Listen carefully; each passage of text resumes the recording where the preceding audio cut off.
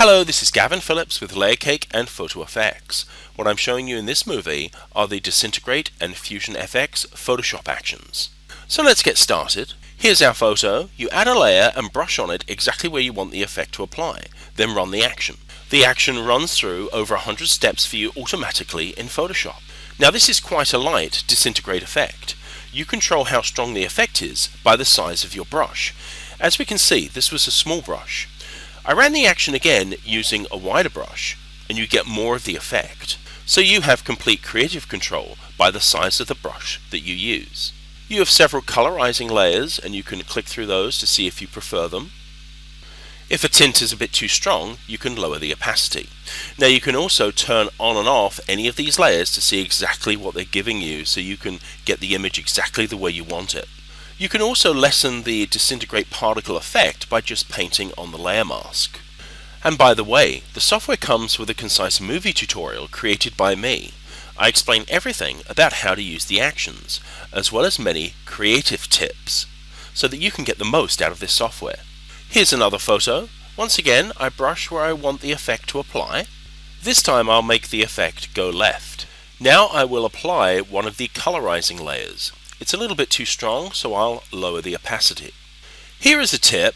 It's fast and easy to experiment with running the disintegrate in different directions. You simply duplicate the image, delete the layers, but keep your original brush layer.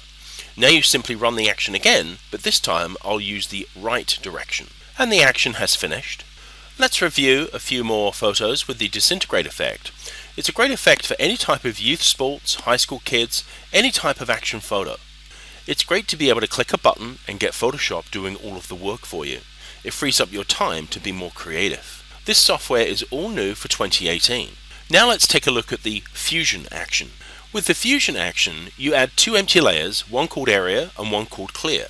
Area is for some overlap of the effect, and Clear is completely clear of the effect. So I'll run the action. This action uses special custom Photoshop brushes which are included with the software. So once again I can go to the colorizing layers to see if I want to use one of those.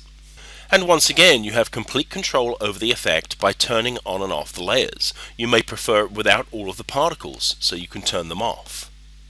I'm going to turn the particles back on. Now I'll duplicate the image, flatten it, and I'm going to run the high contrast action.